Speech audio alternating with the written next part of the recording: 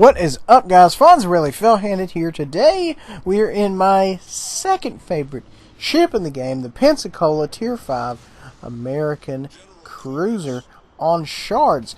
Now, this particular beastie right here, if you are not privy to how the Pensacola does business, this thing will slap you silly with that AP. Once you get it fully upgraded, this thing is just a monster. Even before, you just may not have the range. The guns on this thing hit like a Mack truck. This is literally a baby battleship. That is all it is. It's a battleship without the armor. It has the speed and the firepower. I was going to say gunpowder. The firepower, but it does not have the armor. And that's fine because we don't like getting shot at anyway. Moving on. We're going to go ahead and send some hatred over in this gentleman's direction. We have an inkling he may or may not be in there. It looks like he possibly backed up a little bit. It's fine.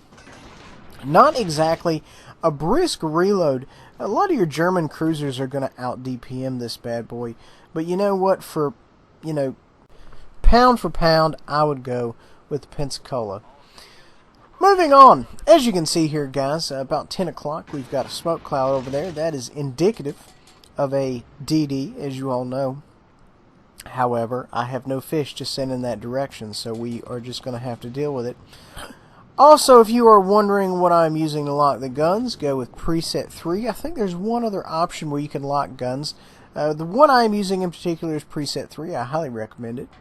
We're about to get a firing solution on this gentleman right here. We kind of have to be careful because we're trying to turn right, as you can see here, but we still want to bring the rear guns along and see if we can get a firing solution here. See if maybe we can lay some hatred down here.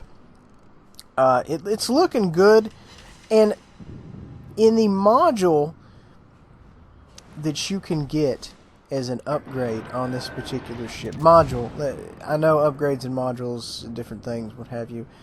I always go for the dispersion over the turret traverse. Because the turret traverse, you may get 15% extra turret traverse, but you also get 5% added to your reload times. Which to me, it's like, anytime you're reducing your DPM, it's just not a good look.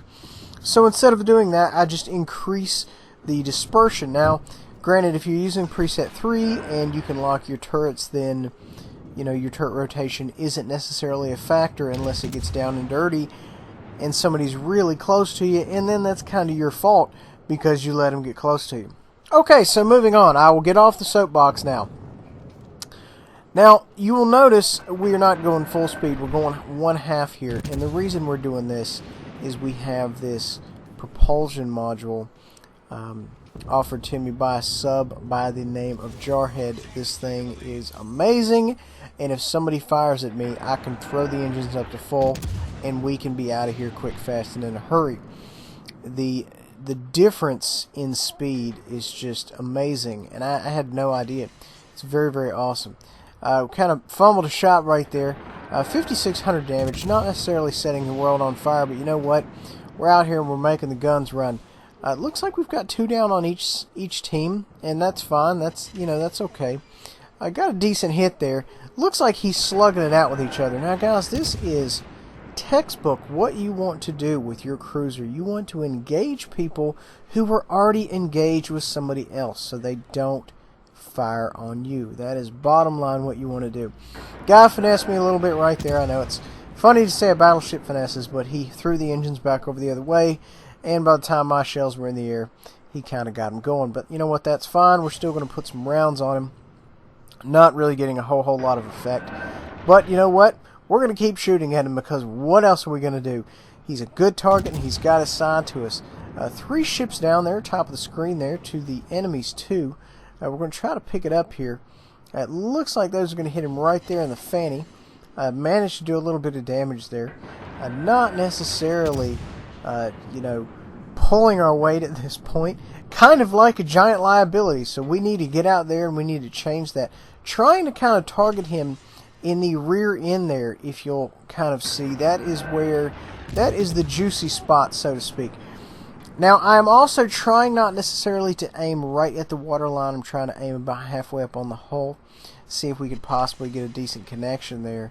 Really, not happening for us right now, but we're going to continue at it because he's a good target. He's got his side to us, and we don't necessarily need to kind of wander out. And plus, we don't have any issues with taking any other rounds. This is the best time to fire at somebody when they're not firing back.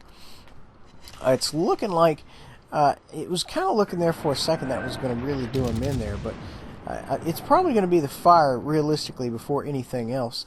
Now, guys, what I'm going to say here right quick is very, very important. If you have a spotter plane, if you have an idea, DD's around you, you need to make sure you need to throw that out there because the reason you need to throw your plane is it is going to give you a heads up when you are getting the torps inbound. And if you suspect there's a DD around, then here's the thing, guys. If you think a DD's in the area, the torps are already in the water. Let's put it that way. This gentleman right here is setting stationary. Enough about that. Put some rounds on him right there. He's at a funny angle. It's a funny angle. So we're not really, a little snatch reference there, not really going to connect very, very solidly with him. 16,000 damage. Not really pushing it up at a very high rate of speed. And this is kind of the time where we really need to make it happen. I mean, man, we are down 5 ships to their 3. They have a 2-ship advantage over us. It is not looking good for the home team, folks. I'm not going to lie to you. And it's not looking good for me personally because we're out here and we're not really making anything happen at all. 17,536 damage.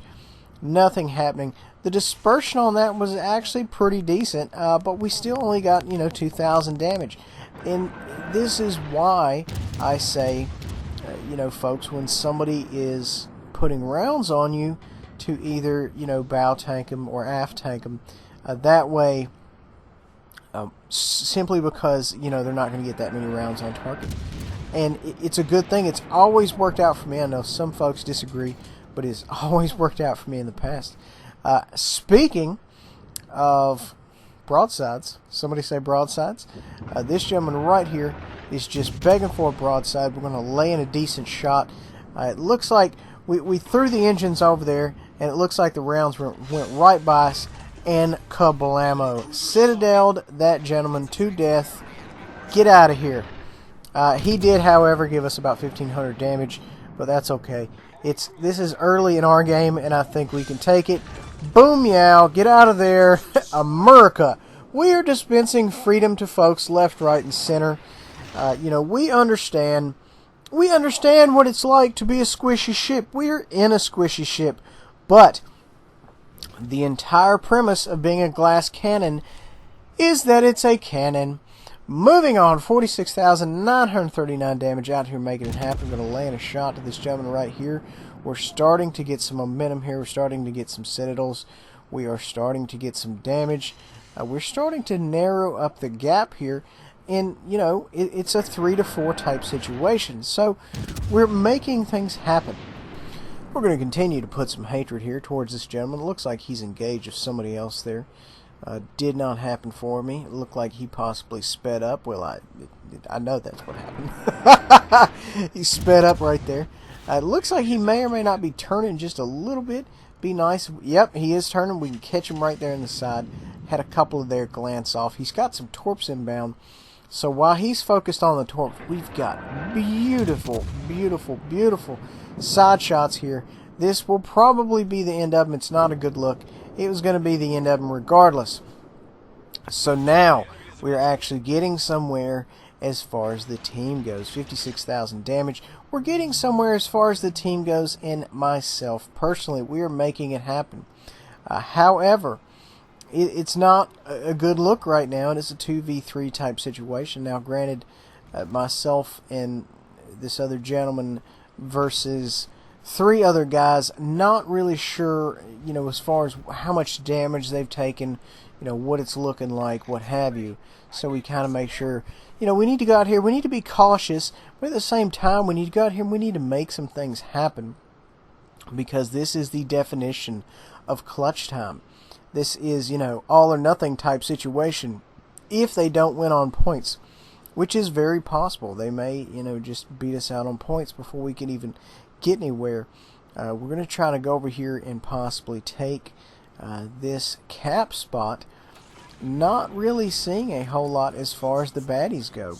Ready to kind of lay down the hate here. Going to see if we can't throw a plane, get some eyes on target. I'm not using my hydroacoustic as of yet because I have such a limited time with it, unfortunately, that I just really need to be very, very careful in my usage of it. Some ships have different amounts they can use it. For example, the Icarus can use it for like 3 minutes. So it differs ship per ship on how long you can use things, and I'm pretty sure it's not super long on this. Alright, so we've been spotted by a plane. That's fine. I am in a cruiser. I have no illusions about sneaking and sliding around stealthily. So they have taken the other cap there. We've taken this one. We're just switching it up essentially. 56,000 damage. We're detected. This gentleman's right over here in another Pensacola as it is. And we're going to try to line up a shot. Now this gun has a flat arc, so I can't necessarily fire over top of anything as opposed to the Atlanta that can fire over top of everything. So I kind of have to bend this corner here, and I'm afraid I'm going to take a hit, because if I was this guy, I would be scoping that corner, and that is exactly what he's doing. The rounds are coming out. I kind of fired mine too early. It looks like he fired a couple of tester rounds just to make sure everything was going to be on target, and I just completely blocked 4 of my guys' fish right behind me. I feel so bad. I apologize, man, for the game. Get some sentinels off this gentleman right here. It did not, really end this guy like I wanted to. I'm taking a lot of rounds now, which is exactly what I don't like to do. Boom. Get him off the board. More Citadel. 74,000 damage. Somebody launched a float of fish toward me and missed miserably. And now we're kind of in the zone to where we could possibly, make something happen with this game versus kind of going out. Looks like those rounds didn't necessarily connect. This gentleman is running for his life, literally, and firing his AF guns 1, 2 at a time. I'm okay. I'm a glass cannon, but I'm not that much of a glass cannon. Shoot at me all you want. And the game ended there. We went out there. We did our part. We didn't light the world on fire, but we did our part, and that's what's important. We ended up losing 74,056 damage, 9 citadels, 261,000, credit, silver, what have you. So, we didn't set the world on fire, but we went out there and we made it happen. We did what we could, and we had fun. That's what's important. So, that's the important part. This is the message from the guy in the DD, by the way. Guys, I really hope you enjoy. Make sure to like, subscribe, share. We'll see you guys next time.